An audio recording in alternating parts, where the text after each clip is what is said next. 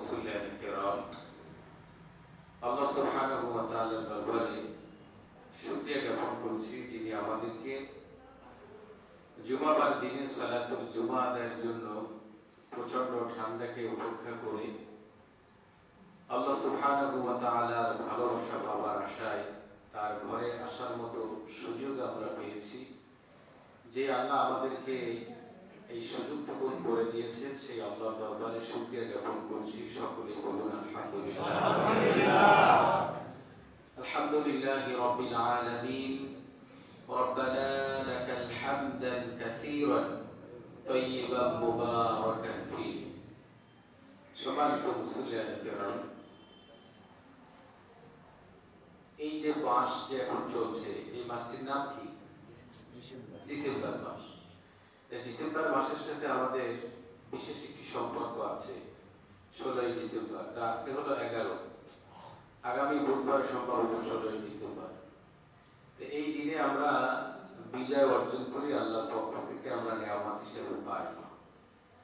এই জন্য আজকে আমরা আলোচনা শুনবো এই বিজয় দিবসকে কেন্দ্র করে।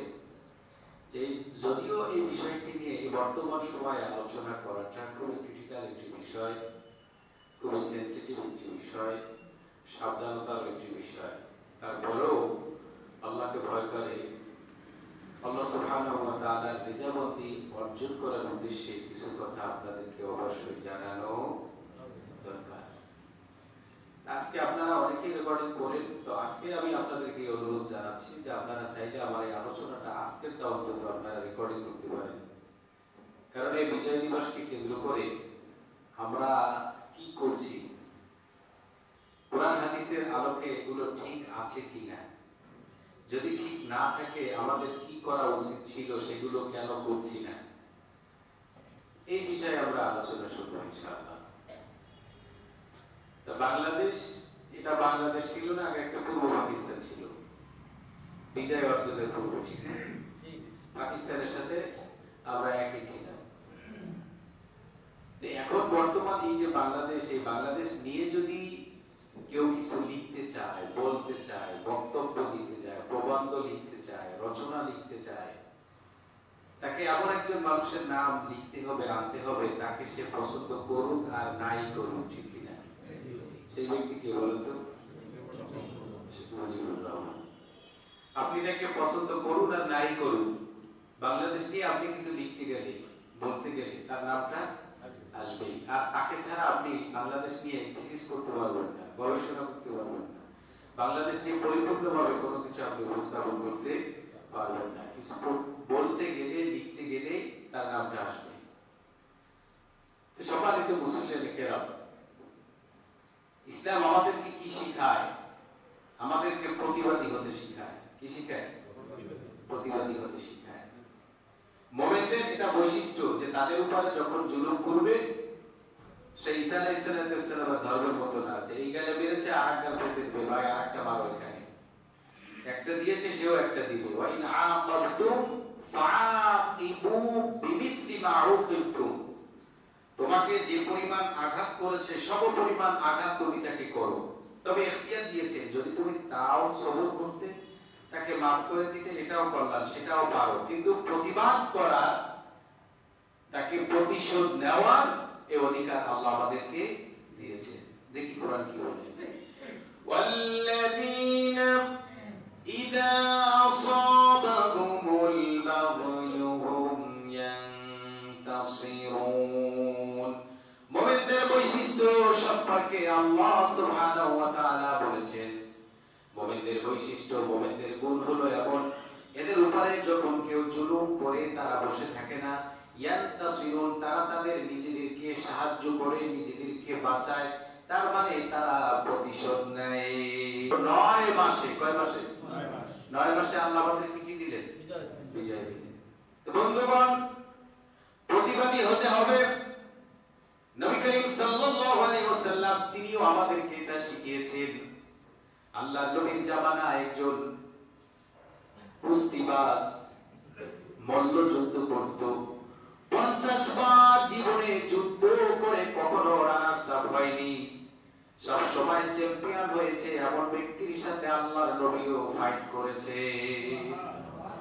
নবী করিম সাল্লাল্লাহু আলাইহি ওয়াসাল্লাম তিনি কি পাহাড়ে গেলেন একাকী, গিয়ে দেখলেন সে রুকানা নামক ওই ব্যক্তিটা হাজির, ওই মুশরিক। ও আল্লাহর নবীকে প্রস্তাব দিল, মুহাম্মদ তুমি নাকি নতুন একটি দ্বীন নিয়ে এসেছো, তোমার ওই আদিত্য দ্বীনের উপরে আমি বিশ্বাস স্থাপন করব যদি তুমি আমাকে যুদ্ধে হারিয়ে দিতে পারো। তো নবী করিম সাল্লাল্লাহু আলাইহি ওয়াসাল্লাম আশান্বিত হলেন যে আল্লাহ যদি একজন আস্তিক বান্দা বৃদ্ধি পায়, জান্নাতে যদি একজন সংখ্যা বাড়ে, তা আমি মুহাম্মদ তার সাথে যদি একটু যুদ্ধে লিপ্ত হই তাতে কোনো ক্ষতি হবে না। তো রুকানা এই প্রস্তাব নবী করিম সাল্লাল্লাহু আলাইহি ওয়াসাল্লাম সাদরে গ্রহণ করলেন। হ্যাঁ আসো। তো নবী করিম সাল্লাল্লাহু আলাইহি ওয়াসাল্লাম আর রুকানা এবার ফাইট করবেন। নবী করিম সাল্লাল্লাহু আমাকে হারিয়ে দিতে পারো। আল্লাহর নবীকে এবার বলছে রুকানা যে তুমি আগে আমাকে ধরো। দেখুন এখানেও বিশ্বনবী আদর্শ। আল্লাহর নবী বললেন, রুকানা আমি এমন এক ধর্মের অনুসারী যে ধর্ম আমাকে আগে আঘাত করতে শিখায় না, আমি কাউন্টারে আসব, প্রতিঘাত করব, তুমি যখন আমাকে আঘাত করবে আমি সেটাকে প্রতিরোধ করব, ঠেকিয়ে দেব।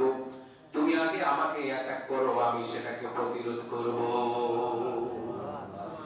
রুকানাই জঘন্য পাপিষ্ঠ নরধাম নরপিশাচ নাপাক হাত দিয়ে আমার নবীর পবিত্র হাত যখন ধরতে গেলেন, আল্লাহর নবী মুহূর্তের মধ্যে ধরাশায়ী করে ওকে আল্লাহর জমিনের উপরে ফেলে দিলেন। শক্তি কার?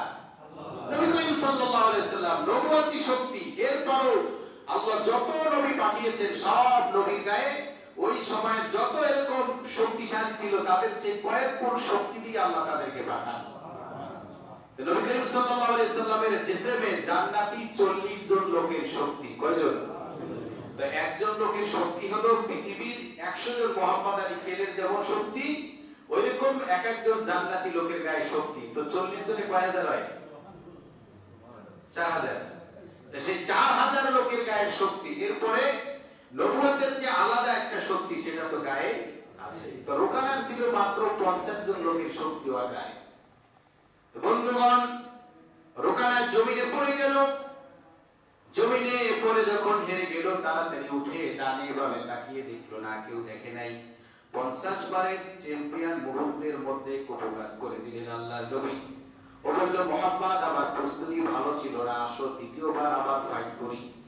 তুমি যদি এবার হারিয়ে দিতে পারো, আমি লাত মানাতের নামে কসম করে বলছি আমি ঈমান আনয়ন করব।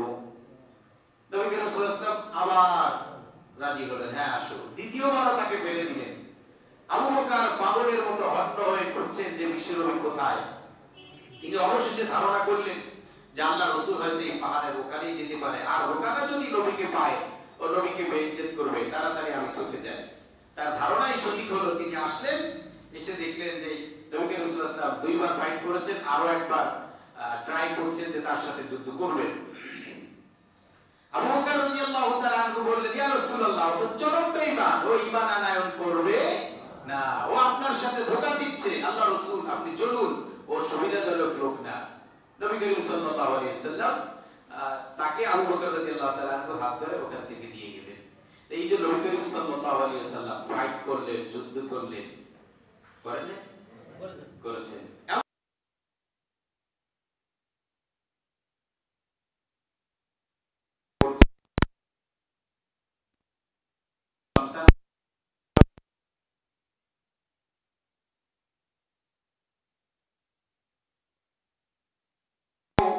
অমর বললেন তাকে আমার কাছে নিয়ে এসো। আর বাইতুল মাল সম্পাদককে বলে দিলেন, এই বৃদ্ধ ইহুদির যত অর্থের প্রয়োজন হয় মাসে চলার জন্য, যেটা এখন আমাদের দেশে প্রবীণ ভাতা, বৃদ্ধ ভাতা দিচ্ছে না, এই সেই ভাতার মতোই যেরকম একটি ভাতা প্রতি মাসে তুমি এই ইহুদিকে দিবে, এই সরকারি কোষাগার থেকে, বাইতুল মাল থেকে, রাষ্ট্রীয় ব্যাংক থেকে, তার যেন চলতে কোনো সমস্যা না হয়। ইসলাম কত প্রশস্ত দেখেছেন।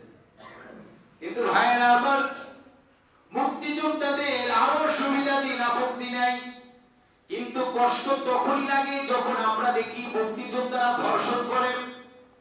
কষ্ট তখনই লাগে যখন আমরা দেখি বুড়ো হয়ে গেল, 70 বয়স হয়েছে, এখনো চরিত্রের ভাড়াই নাই, নিজেকে এখনো সংশোধন করতে পারে নাই, নাই, নামাজ রোজার কোনো খবর নাই, মোষ রেখেছে না যেন অজানার সাপের লেজ বোঝাই যায় না।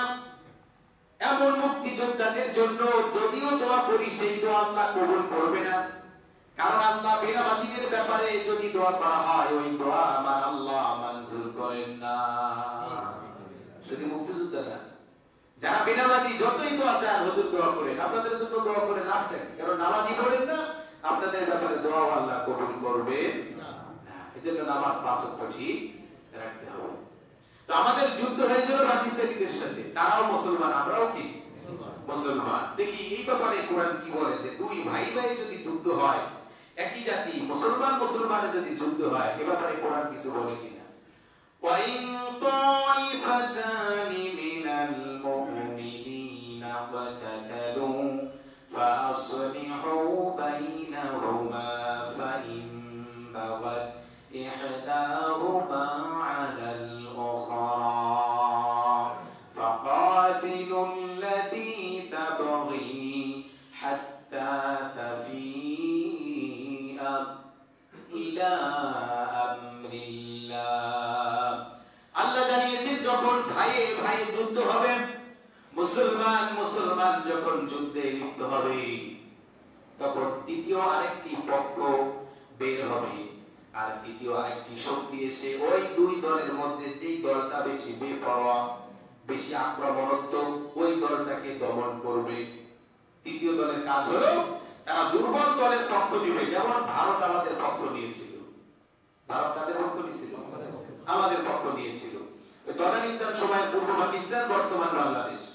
আমাদের পক্ষ নিয়ে পাকিস্তানদেরকে দমন করেছিল। তো ওই ভারতের ওই সৈন্যরা তারা যদি আজকে মুসলমান হতো, এই কোরআনুল কারীমের আয়াতটা 100% মিলিয়ে দেওয়া যেত। আল্লাহ বলছেন যে দুটো শক্তি, তারা দুটোটা শক্তি মুসলিম, আর ওই দুই শক্তির মধ্যে যেই শক্তিটা, যেই দলটা বেশি আক্রমণাত্মক, ওই দলটাকে দমন করার জন্য তৃতীয় আরেকটি শক্তির উত্থান হবে।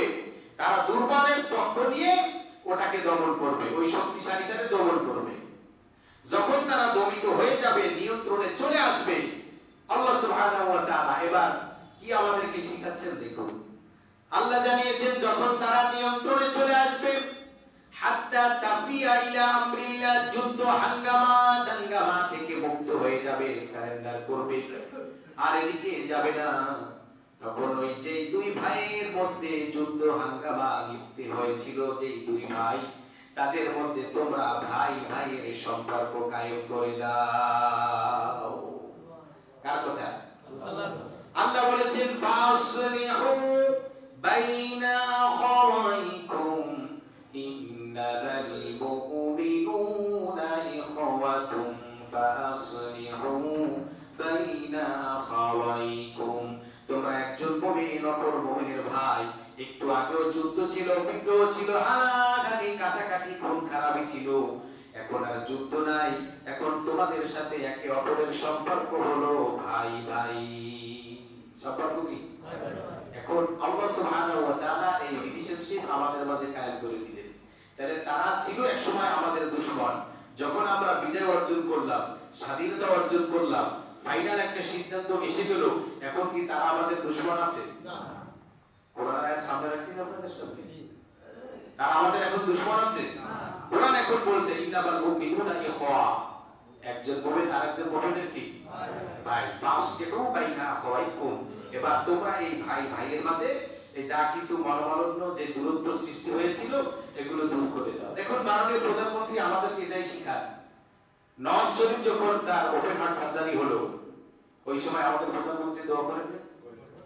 আপনাদের কি মনে আছে এই কথা? আজ থেকে 4-5 বছর আগে তখন কিন্তু আমাদের প্রধানমন্ত্রীও দোয়া করেছেন। আমরা এটা মিডিয়াতে দেখেছি, পত্র পত্রিকায় দেখেছি যে প্রধানমন্ত্রী প্রশস্ততার পরিচয় দিয়েছেন যে না, এর জন্য দোয়া করা দরকার।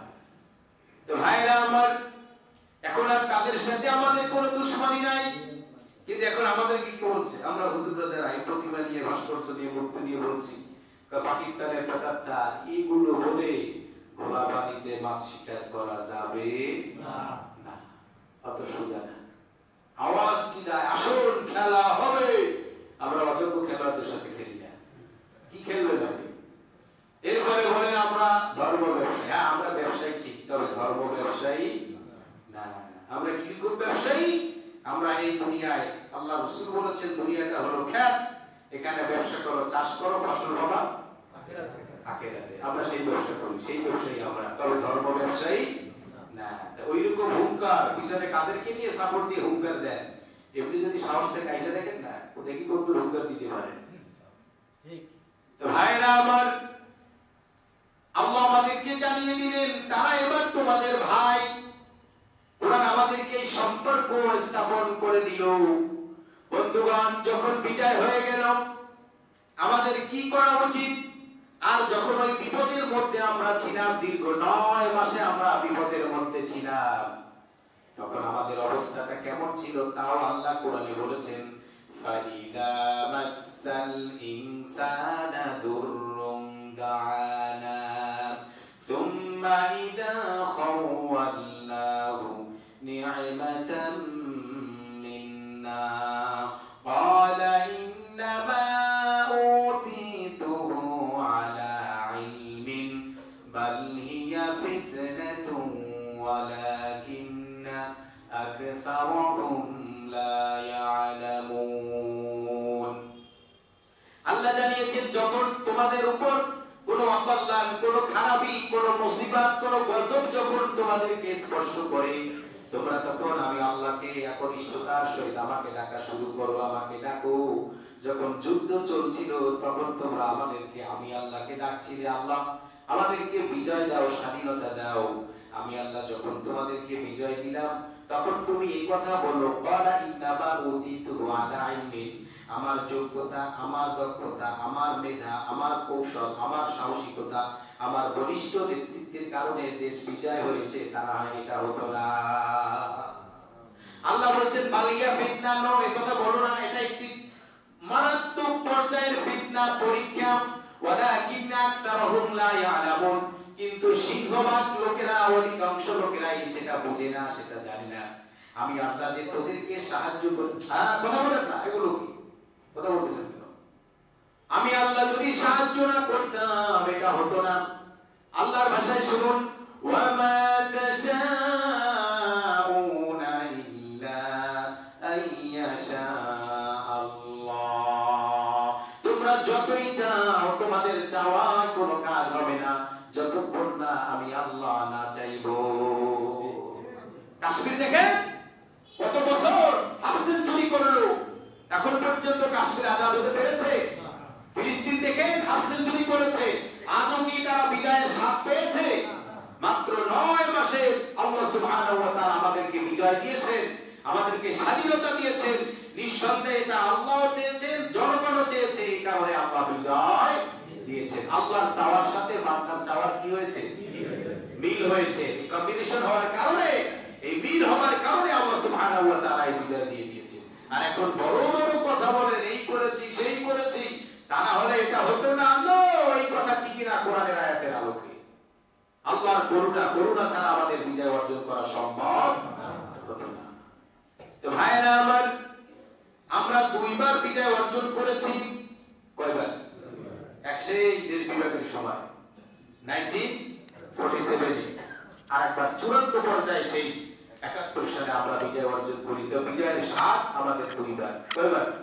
2 বার। তো আমাদের এখন আমরা যে বিজয় অর্জন করলাম, আমাদের এখন কি করা উচিত দেখি কোরআন কি বলে। আল্লাহ পয়গম্বর মুসা আলাইহিস সালাতু ওয়াস সালাম, তিনি যখন স্বৈরাচারী ফেরাউনের হাত থেকে বিজয় অর্জন করলেন, আল্লাহ সুবহানাহু ওয়া তাআলা মুসাকে শিখাচ্ছেন, লা ইন শাকারতুম লা আযীদান্নাকুম ওয়া লা ইন কাফারতুম ইন্না আযাবী লাশাদীদ। আল্লাহ শিখাচ্ছেন, ও মুসা, ফেরাউনের গোষ্ঠী সত্তা আমি আল্লাহ ওকে শরীর সমাধি করিয়ে দিয়েছি, এখন তুমি আমি আল্লাহর বেশি শুকরিয়া জ্ঞাপন করো, তবে আমি আল্লাহ নিয়ামত বৃদ্ধি করে দেব। আর যদি অকৃতজ্ঞ হও তবে জেনে রেখো আমার আযাব বড় ভয়ানক আযাব। আমরা যে বিজয় অর্জন করলাম, এখন আমাদের কাজ কি? শুকরিয়া জ্ঞাপন করা। কি করা? শুকরিয়া জ্ঞাপন করা। বন্ধুগণ, বিজয় আমরা অর্জন করলাম, এরপর এরপরে ক্ষমতা ওই সময় যখন যার বা যাদের হাতে এসেছিল তাদের কি করণীয় আল্লাহ সেটাও কোরআনুল কারীমে জানিয়ে দিয়েছেন। তারা কি করবে যখন আমি আল্লাহ তোমাদেরকে তোমাদের হাতে ক্ষমতা দিয়ে দিই, তোমাদের মুখের কথা যখন আইন হয়ে যায়, নির্বাহী ক্ষমতা যখন তোমাদের হাতে চলে আসবে, তখন তোমরা কি করবে সেটাও আল্লাহ কোরআনুল কারীমে জানিয়ে দিয়েছে। জানেন না? দেখি আল্লাহ কি বলেছে, আল্লাযীনা ইম্মাক্কান্নাহুম ফিল আরদি আকামুস সালাতা ওয়া আতাউজ যাকাতা ওয়া আমারু বিল মা'রুফ ওয়া নাহাউ আনিল মুনকার ওয়ালিল্লাহি আকিবাতুল উমুর। আল্লাহ জানিয়েছেন যখন আমি বিজয় দিলাম, এবার নতুন একটি ভূখণ্ড তোমরা পেয়ে গেলে, রাজত্ব পেয়ে গেলে, এখন তোমরা যারা ক্ষমতাধর আছো, তোমাদের যাদের মুখের কথাই আইন, তারা কি করবে? মনে করবে যে দেখো আমাদের নেতার এই অবস্থা, যে আল্লাহর কাছে কানে ধরে আল্লাহর বরত্ব ঘোষণা দিচ্ছে, সেখানে আমরা 2 পয়সার জনগণ তো কিছুই না। ঠিক না? কিন্তু সেটা তো নাই। আকামুস সালাত, 1 নাম্বার নামাজ কায়েম করবে, 2 নাম্বার ওয়াতাউজ যাকাত, যাকাত আদায় করবে। সম্পদশালী ব্যক্তি যারা, বিত্ত পরিবারের মালিক যারা, তাদের কাছ থেকে শতকরা 2.5% আদায় করে গরিব মানুষের মাঝে বন্টন করে দিবে। এটা কোনো অনুকম্পা না, ধনীদের কোনো অনুগ্রহ না, এটা গরিবদের অধিকার। আর এই কাজটি হলো শাসকদের, তারা যাকাত কালেকশন করে গরিবদের মাঝে বন্টন করে দিবে। 3 নম্বরে যে কাজ, সেটা হলো সৎ কাজের আদেশ। কি কাজের? আজকে আমরা কত দোয়া করি না? অনেকেই বলেন হুজুর বাইতুল্লাহ গিয়ে দোয়া করলাম, এরপর তো কোনো ফল পাইলাম না, কবুল হলো না। কারণ কি? কারণ কি? এবার শুনুন, আল্লাহর নবী জানিয়েছেন কেন দোয়া কবুল হচ্ছে না। ওয়াল্লাযী নাফসি বিয়াদিহি লাতা'মুরুন্না বিল মা'রুফি ওয়া লাতানহাউন্না 'আনিল মুনকার আও লা ইউশিকান্না আল্লাহু 'আযাবান আইয়াব'আসা 'আলাইকুম 'ইকাবান মিনহু সুম্মা ইউস্তাজাবু লাকুম। আল্লাহ আল্লাহর নবী জানিয়েছেন, ওই সত্তার নামে কসম করে বলছি যার হাতে আমি বিশ্ব নবীর প্রাণ, তোমরা অবশ্যই সৎ কাজের আদেশ করবে, অসৎ কাজের নিষেধ করবে, বাধা দিবে। মনে রেখো, যদি এর উল্টা করো, সৎ কাজের আদেশ যদি না করো, অসৎ কাজে বাধা যদি না দাও, তবে আল্লাহ সুবহানাহু ওয়া তাআলার আযাব তোমাদের উপর আসবেই আসবে। করোনা আসছে কিনা? খালি খেয়ে আসছে। সৎ কাজের আদেশ, অসৎ কাজের বাধা নিষেধ, এটা করতে হবে। যদি না করো, তোমাদের উপর তো আযাব আসবেই, সামগ্রিকভাবে আযাব আসবে।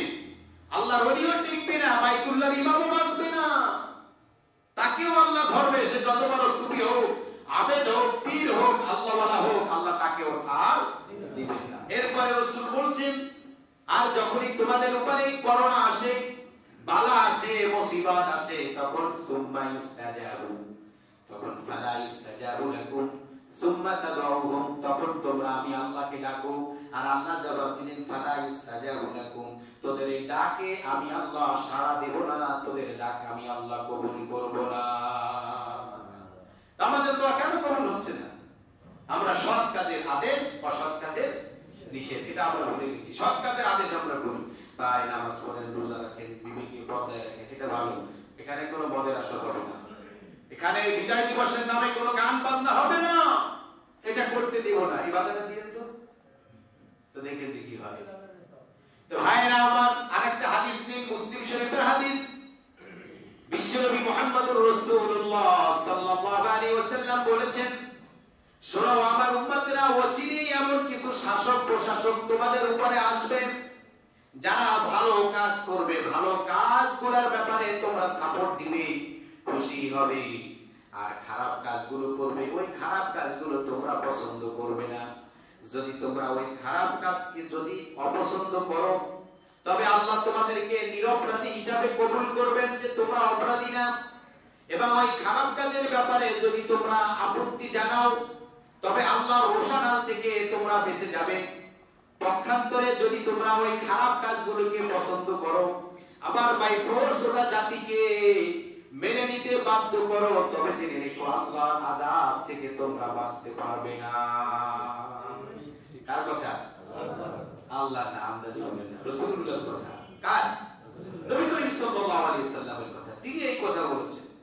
আরেকটি হাদিস নেন ভাইরা আমার, আল্লাহর নবী, এটাও মুসলিমের হাদিস। নবী করিম সাল্লাল্লাহু আলাইহি ওয়াসাল্লাম আমাদেরকে জানিয়েছেন, আল্লাহর জমিনে যখন খারাপ কোনো কাজ হয়, ওই খারাপ কাজে উপস্থিত লোকেরা তারা যখন ওটাকে অপছন্দ করে, ভেটো দেয়, বাধা দেয়, আল্লাহ সুবহানাহু ওয়া তাআলা ওই বাধা প্রদানকারী ব্যক্তিদেরকে অনুপস্থিতি লোকের মতো আল্লাহ কবুল করে নেন। তার মানে যেই জায়গায় খারাপ কাজ হয়েছে ওই জায়গায় তারা ছিলই না, তারা মাসুম। আর যদি খারাপ কাজের ব্যাপারে তারা ওটা পছন্দ করে মনে প্রাণে মেনে নেয়, যদিও সে ওই জায়গায় উপস্থিত না, মনে করুন যা হচ্ছে সব তো বলা যায় না, জানের বয়স। এখন আপনি আমেরিকাতে আছেন, আপনি ব্রিটেনে আছেন, অস্ট্রেলিয়া আছেন, ওখানে বসে বসে আপনি মামবারি করছেন, হ্যাঁ যা করছে তো ঠিক আছে, মেনে নিলাম। এই ঠিক আছে অত ঠিক ভালো না, টের পাবেন পরকালে। তো আপনি জায়গায় না, আপনি কোথায়? স্পটে না, আপনি হাজার হাজার মাইল দূরে আছেন, কিন্তু ওখানে বসে এই অন্যায় কাজটা আপনি পছন্দ করছেন, মনে প্রাণে মেনে নিচ্ছেন যে না এই উদ্যোগ, এই কাজটা এটা ঠিক আছে, ভালো। এরকম যদি হয়, আপনি জায়গায় না থেকেও আপনি ওই জায়গায় ছিলেন, তার মানে আপনি ওই পাপের সাহায্য করেছেন, এই জন্য আপনিও পাপী, আল্লাহ আপনাকে পাপিষ্ঠ হিসাবে গ্রহণ করবেন। কার কথা? আরেকটি হাদিস নেন, আহমদ শরীফের হাদিস ভাইরা আমার, যে হুজুর জামানা খারাপ, সময় খারাপ, কাল খারাপ, এর মধ্যে আপনি এমন কথাগুলো কেন বলছেন? ভাইরা আমার, আমাকেও বাঁচতে হবে। আল্লাহর নবী আহমদ শরীফের রহমাও আহমদ হাদিস গ্রন্থে আল্লাহর নবী জানিয়েছেন, নবী করিম সাল্লাল্লাহু আলাইহি ওয়াসাল্লাম বলেছেন, হাসরের ময়দান কায়েম হয়ে যাবে। কি কায়েম হবে? হাসরের ময়দান যখন কায়েম হবে, তখন আল্লাহ সুবহানাহু ওয়া তাআলা যার যতটুকু ক্ষমতা ছিল তাকে আল্লাহ ডাকবেন, এই আমার ক্ষমতা, এই যে আপনাদের এই তিনতলা মসজিদের যত মুসল্লি হয় সব মুসল্লিদেরকে আটকে মারে দেওয়া, 1 ঘন্টা পর্যন্ত যদি আমি চাই আপনাদের কিছু করার অধিকার নাই, শুনতে হবে, ইচ্ছায় হোক অনিচ্ছায় হোক। এই ক্ষমতা আমার আছে কিনা? আল্লাহ আমাকে এই ক্ষমতার ব্যাপারে জিজ্ঞেস করবেন। এই জন্য আমি আমাকে দিয়ে আপনাদের সামনে দৃষ্টান্ত দিচ্ছি। হাসরের ময়দানে আল্লাহ বলবেন, এই ইমাম সাহেব এদিকে আয়। জি আল্লাহ বলেন, জমিনে যে অপকর্ম হয়েছিল, বাজে কাজ যে হয়েছিল, লক্ষ্য উদ্দেশ্য এক নাম আর একটা দিয়ে চালাই দিছিল, তুই কত কি করছিলি? জবাব দে। তো ভাইরা আমার, তখন আল্লাহর ওই বান্দা জবাব দিতে পারবে না। সে তখন আল্লাহকে, মনে করুন আল হেরার ইমাম সাহেব তখন বলবে, আল্লাহ আমি আমার কমিটিকে ভয় করেছিলাম, আমি সিটির লোকদেরকে ভয় করেছিলাম, আমার চাকরিটা চলে যেতে পারে এমন ভয় আমার মধ্যে ছিল। ওই ব্যক্তি বলবে হাদিসের ভাষা, ফায়াকুলু রাব্বি ইন্নী খাশিতুন নাস। তখন ইমাম সাহেব বলবে, আল্লাহ ও আমার রব, আমি মানুষদেরকে ভয় করতাম, আমার চাকরি চলে যাওয়ার সম্ভাবনা থাকতো, এই ভয়ে আমি এরকম হক কথা বলতে যাই নাই, বাধা দিতে যাই নাই।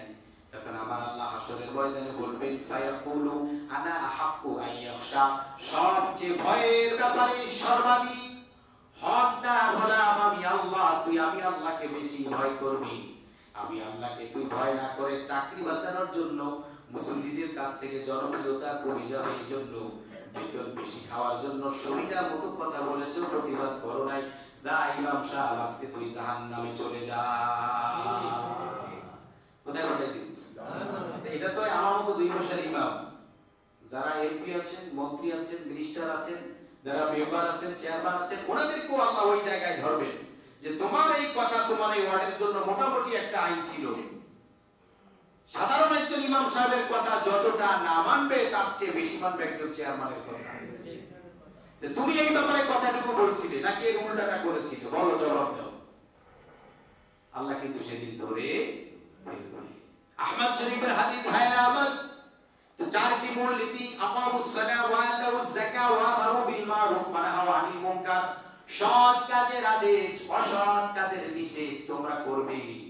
এই দুইটি কাজ যখন তোমরা বাদ দিবে, যত দোয়া করো আর কপালে কালো দাগ বসিয়ে ফেলো, আমি আল্লাহ কবুল করব না।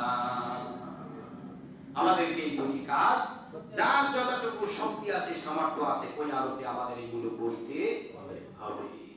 বন্ধুগণ, এবার আমাদের বিজয় হয়ে গেল, আমরা এবার বিজয় পেলাম। এখন আমাদের কি করণীয়?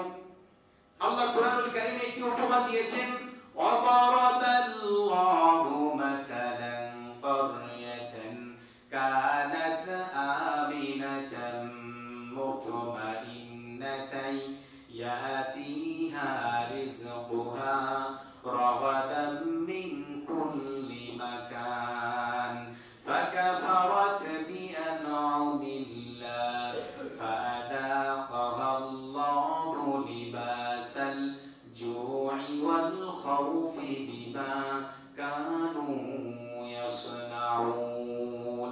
আল্লাহ আমাদেরকে উপমা দিচ্ছেন, হে আমার গোলামেরা, এই টাকা নিরাপদ একটি জনপথের দিকে দেখ, আমি আল্লাহ চতুর্দিক থেকে নিরাপত্তা দিয়েছি এবং চতুর্দিক থেকে আমি আল্লাহ সুবহানাহু ওয়া তাআলা নিয়ামত দিয়ে জনপথবাসীকে ধন্য করে দিয়েছি।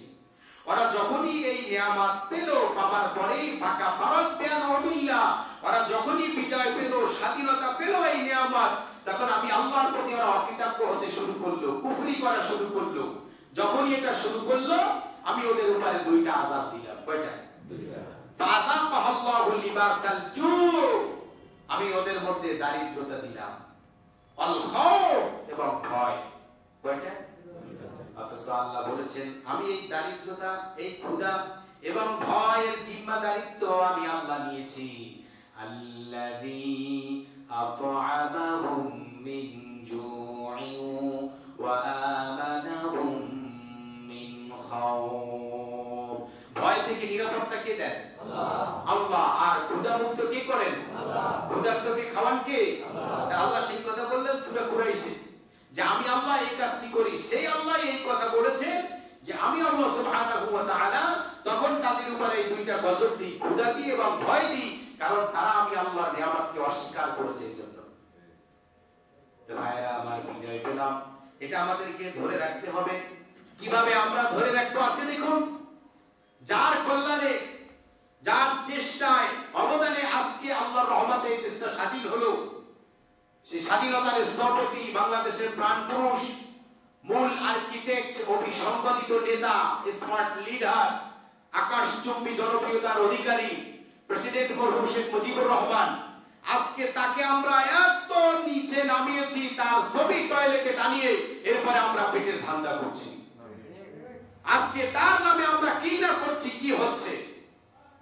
কাজী নজরুল ইসলাম বলেছিলেন, লোভ আর ভোগ চাহে যারা নাই তাদের ধর্মজাতি, ওদের শুধু এক নাম আছে, রাক্ষস বলে খ্যাতি।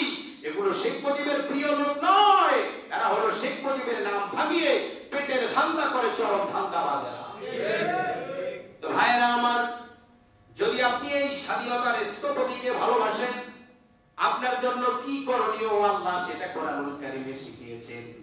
তোমরা কি করবে? সূরা নাসরে ইযা জাআ নাসরুল্লাহি ওয়াল ফাত, আল্লাহ বলেন যখন আল্লাহর সাহায্য এবং বিজয় আসবে।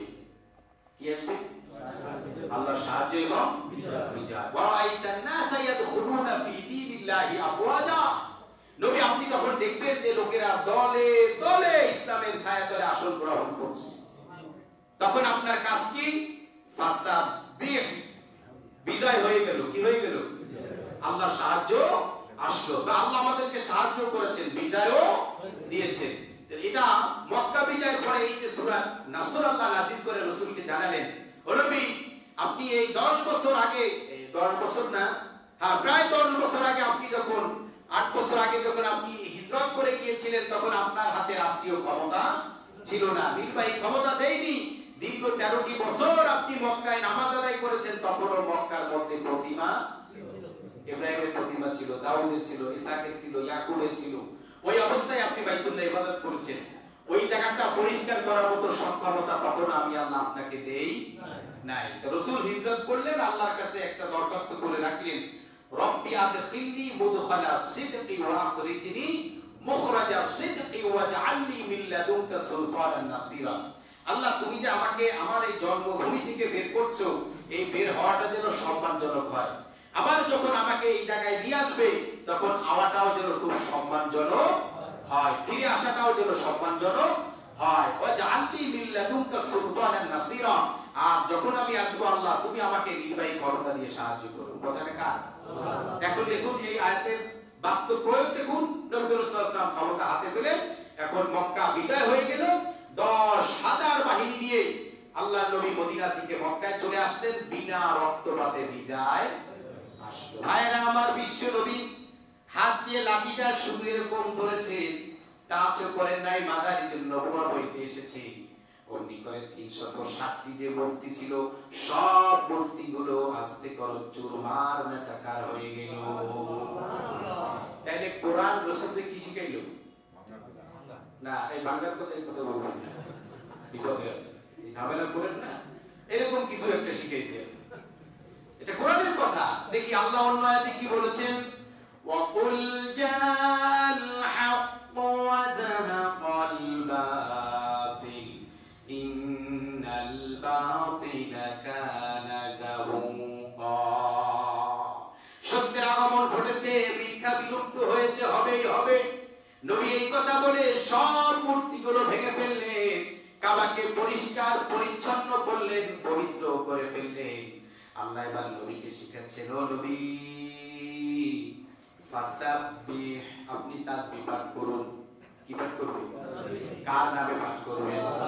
আল্লাহ তুমি বলে দাও কার নামে পাঠ করবে। আল্লাহ জানিয়ে দিচ্ছেন, সাব্বিহ ইসমা রাব্বিকাল আলা, মহান রবের নামে তাসবিহ পাঠ করুন।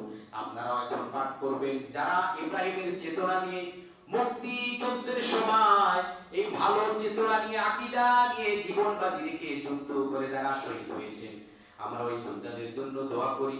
আল্লাহ এই শিখানো দোয়া সাব্বিহ বলেছেন, সুবহানাল্লাহ বলা, আপনারা বলেন সুবহানাল্লাহ। আল্লাহ এই দোয়া তুমি সেই মুজিবুর রহমান সহ যারা এই দেশটাকে স্বাধীন করার জন্য জীবন দিয়েছে, আল্লাহ তাদের কবরে তুমি এই দোয়াটা পৌঁছিয়ে দাও। আল্লাহুম্মা আমিন। ভাইরা আমার, দ্বিতীয় আমাদের কাজ, বিহামদি রাব্বিক, তোমার রবের নামে আলহামদুলিল্লাহ বলো। বলুন আলহামদুলিল্লাহ। আল্লাহ তোমার শিখানো দোয়া আমরা পাঠ করলাম, তাদেরকে maaf করে দাও। এরপর আল্লাহ শিখিয়েছেন ওয়াস্তাগফিরু, ইস্তিগফার করো, ক্ষমা প্রার্থনা করো। আমরা আল্লাহর কাছে ক্ষমা চাই, আল্লাহ তুমি আমাদেরকে maaf করে দাও।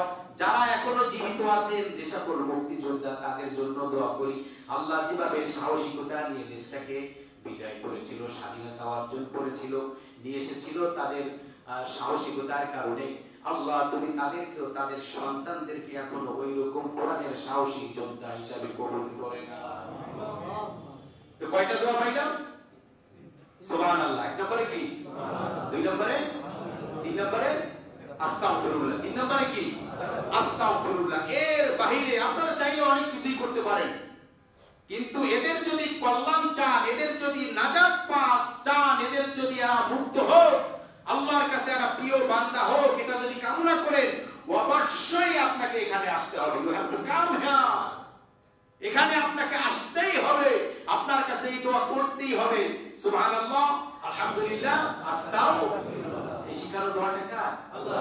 আল্লাহ আমাদেরকে শিখিয়েছেন। আর এর বাইরে যদি কেউ জাগতিক কোনো চিন্তা ভাবনা নিয়ে এদের কল্যাণের নামে, এদের মুক্তির নামে, এদের সম্মানের নামে যে যাই করুক, পরকালে তাদের কোনো শান্তি আসবে না।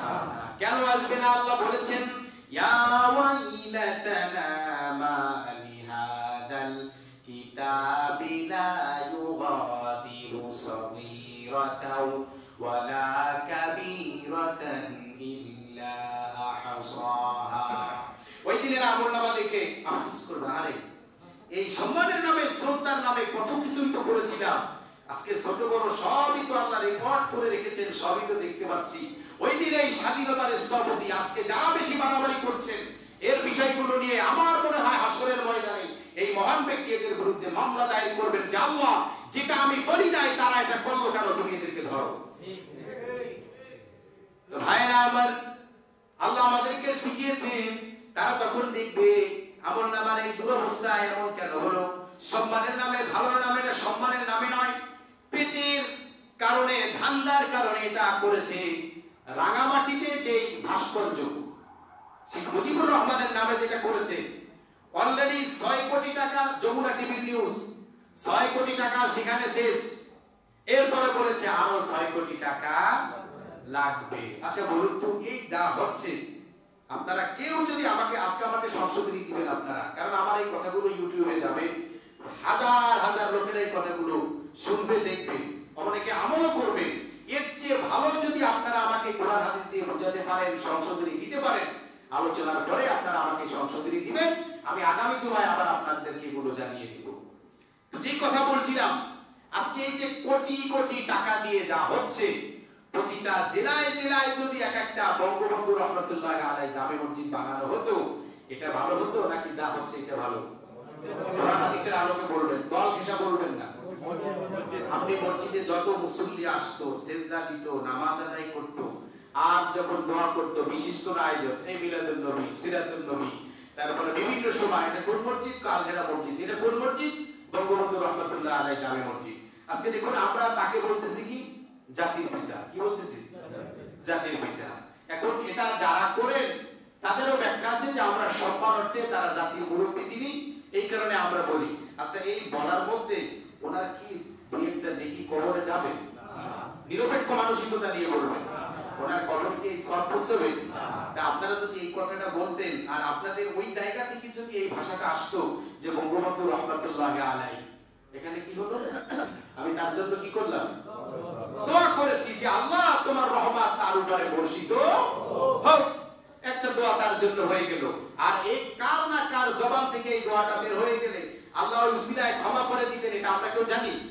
কিন্তু আপনারা এই জেহারে যা বলা শুরু করছেন, আল্লাহর নামে হলফ করে বলতে পারি, এতে 2 পয়সা তার কোনো উপকার হয় না। যদি আমি এই চ্যালেঞ্জ দিয়ে দিলাম আপনাদেরকে, যদি এর চেয়ে ভালো কিছু ব্যাখ্যা আমাকে কোরআন হাদিসের আলোকে দিতে পারেন, আমার দাবি থাকলো আপনারা আমাকে দিবেন। আজকে এই মহান ব্যক্তিকে নিয়ে মুড়িওয়ালার কাছ থেকে চাঁদাবাজি, ফুচকাওয়ালার কাছ থেকে চাঁদাবাজি, ফার্নিচারের দোকান থেকে চাঁদাবাজি, যারা ধনী শ্রেণীর লোক তাদের কাছ থেকে চাঁদাবাজি, তার মৃত্যুবার্ষিকী করতে হবে, লাখ লাখ টাকা দাও, এই কথা কি উনি বলছিলেন কখনো? আমি মরে যাওয়ার পরে তোমরা এরকম জুলুম করে নিজেরা ধান্দা করবে, আর একজন চট্টরিয়ালারও ছাড়বে না, একজন ডিম বিক্রেতারও ছাড়বে না, কলা বিক্রেতারও ছাড়বে না, এই কথা উনি বলেছেন। আপনার ভাষণগুলো ইউটিউবে ভাসছে, শুনবেন। এটা এমন একটি দেশ, এখানে বসে থাকার সুযোগ নেই, তোমরা কর্মে ব্যস্ত হয়ে যাও। তার যে সেই ভাষণ, সেই ভাষণে আমরা এখনো অনুপ্রাণিত হই, উচ্ছ্বাসিত হই, উল্লাসিত হই, উদ্বুদ্ধ হই, আমাদের মধ্যে সাহস সৃষ্টি হয়। আর আজকে তার ভক্তের নামে, তার ভালোবাসার নামে করছেন কি আপনারা? সম্মানিত হাজিরিন, যে কথাগুলো বললাম কোরআন হাদিসের বাইরে হচ্ছে না। এই মহান ব্যক্তির আকীদাটা কেমন ছিল দেখুন। সেই 1972 এ 14 ফেব্রুয়ারি, বাস্টার্ড কান্ট্রি ইসরায়েল, পরিচয়হীন কান্ট্রি ইসরায়েল, ও যখন আমাদেরকে স্বীকৃতি দিল, তখন কিন্তু তিনি এই স্বীকৃতি গ্রহণ করেন না। এটা দিয়ে বোঝা যায় যে তার মানসিক অবস্থা কত ভালো ছিল। যাই হোক সম্মানিত হাজিরিন, সময় অনেক হয়ে গেছে। তো আমরা আজকে শিখলাম, যারা মুক্তিযোদ্ধা দেশ থেকে বিদায় নিয়েছেন, এখনো যারা জীবিত আছেন, এদের জন্য দোয়া করবেন, তাদের কাছে আমরা ঋণী। আর তাদের জন্য দোয়া করব সুবহানাল্লাহ। কি বলবো? দ্বিতীয় দোয়া, আস্তাগফিরুল্লাহ। আল্লাহ আমাদের সকলকে সঠিক বুঝ আল্লাহ আমাদেরকে দান করুন, তার প্রিয় বান্দা হিসেবে কবুল করে নিন।